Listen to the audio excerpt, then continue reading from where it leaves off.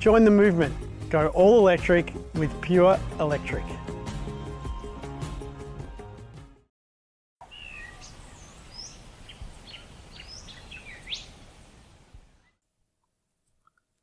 Welcome to the Point Cottage at Kincumber South on the central coast of New South Wales. We acknowledge the traditional custodians of the land on which we live, work and play. We pay our respects to elders, past, present and emerging, and recognise their continued connection to these lands and waterways. We acknowledge our shared responsibility to care for and protect our place and people. This is a property which has been in our family for over 100 years.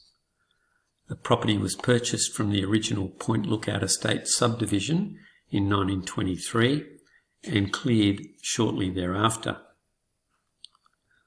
The original building was actually older than that, being the railway refreshment rooms at Turramurra, a northern suburb of Sydney, before being dismantled and then transported by truck in 1924 to the Central Coast. It was then rebuilt on site.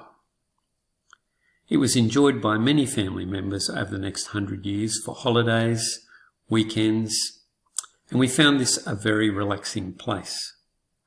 With those memories, it was logical to think that this would be a great place to retire.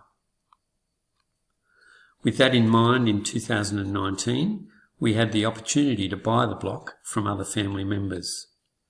The block presented a number of challenges. It is steep and the views are to the south. It gets minimal winter sun due to large trees to the north, and strong winds from the south are a common occurrence. How would we stay comfortable across the seasons in an environmentally friendly way? We had never built before and were novices at this. We researched, talked to builders, architects and anybody who might know more than us. We started working with Dick Clark from Envirotecture and found his knowledge filled gaps in our knowledge and his style suited the way we liked to work. He brought so much to the table. We worked with Dick through a number of possibilities that eventually settled on a new build incorporating the existing garage and reusing as many materials as possible from the old house. We decided on a design using the Passivhaus principles. We did not at any time plan for the house to be Passivhaus certified for two reasons. Firstly, because the property will remain within the family and will not be sold, and secondly, because we decided to include extra glass facing east and west in order to cater to the extensive panoramic views over Brisbane Water. We commenced the build in November 2021 with Rustic Touch from Tuggerah as the builders. Although they had not previously built a passive house, they were very supportive of our objectives. We have included a number of features in the design of our home to make it sustainable. We have an internal airtight layer on the walls, ceilings and floors. Between the airtight layer and the gyprock is a 40mm service cavity for power, lighting and plumbing. Also in that layer, we have included the ducting for the heat recovery ventilation, known as the HRV. The purpose of the HRV is to bring fresh air into the living areas and bedrooms and extract stale air from the bathroom, kitchen and laundry. This black box is able to adjust the temperature of the incoming air to maintain a consistent temperature within the house. In other words, we are not recooling and reheating air. Rather, the HRV maintains that temperature for us. Included in the HRV is a boost button in the bathroom. In relation to the airtight layer, we conducted two blower door tests.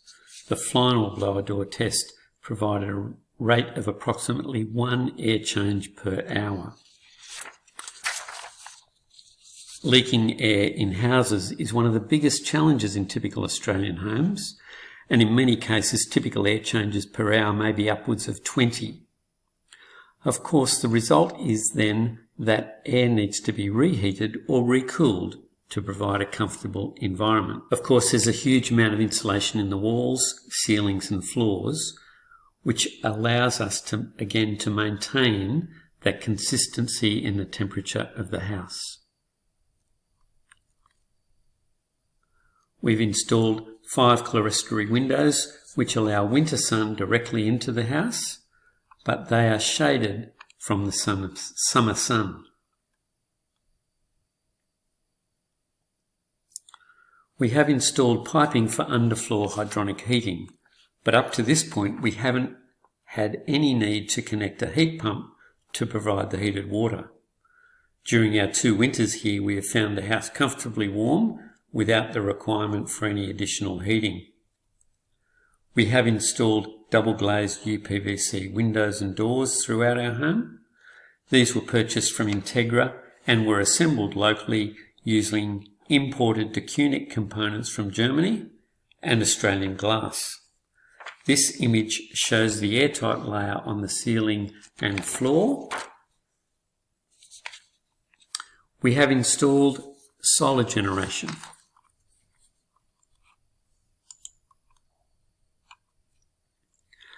To gather as much power as we can from the sun, and I'll talk a little bit about the results of that at the end of this presentation. The house is all electric in its appliances. We have ceiling fans throughout, and we have a 7,000 litre water tank which provides water for the toilets and the garden.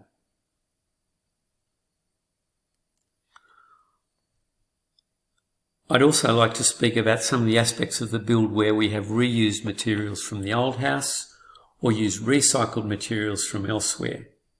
We've also used natural materials in the build wherever we could. We've reused the slab and frame of the old garage. We've used local sandstone for our many retaining walls on this steep block. We've used WeatherTex cladding, which is a natural timber product. Inside our home, we've used spotted gum on our hardwood floors.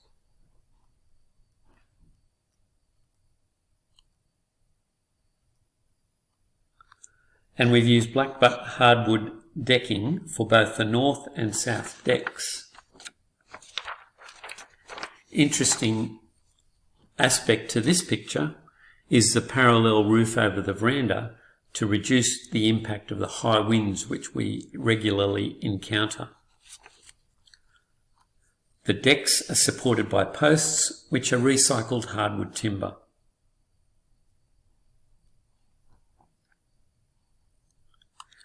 Internally, we've reused the cedar skirtings from the old house.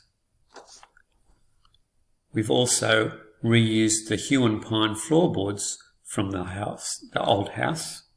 They are featured in bedroom furniture, bedhead, windowsills throughout the house, and an underbench cladding in the kitchen. We were able to salvage one of the doors and its lock from the old house, and we have included this as well as the original threshold of the old house in one of the bathrooms. All of these reuses, the cedar, the Huon pine, the door, the threshold, etc., provide us with a very valuable link back to the place of the old house in our family history. During the excavation for the build, many sandstone rocks were unearthed. We asked these to be put aside, and we were then able to use them in the landscaping design of our extensive native garden. Along the same lines, we've installed swales for drainage in many of the garden areas. These slow the water as it flows down the block, also allowing it to soak into the ground and support the vegetation rather than simply running into stormwater and into the nearby Brisbane water. We know from photos that the block was cleared in 1923, but many native plants have self-sown and thrived. To recover the site after the build, we developed a plan with Michael Clark of Ecological Restoration at McMaster's Beach. The plan used native plants indigenous to the local area.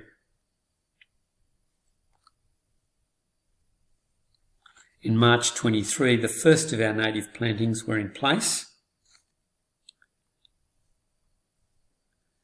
and by March 24, our native landscape garden is well established.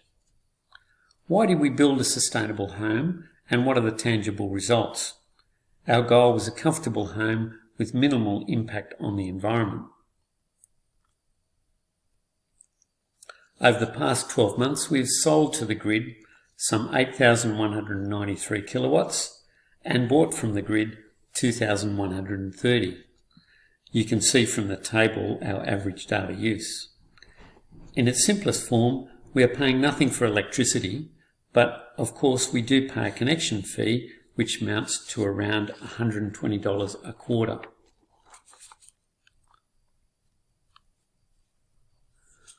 We love everything about our beautiful home, how it sits within the landscape in this very special part of the world, and delivers us a very comfortable, very healthy and sustainable existence.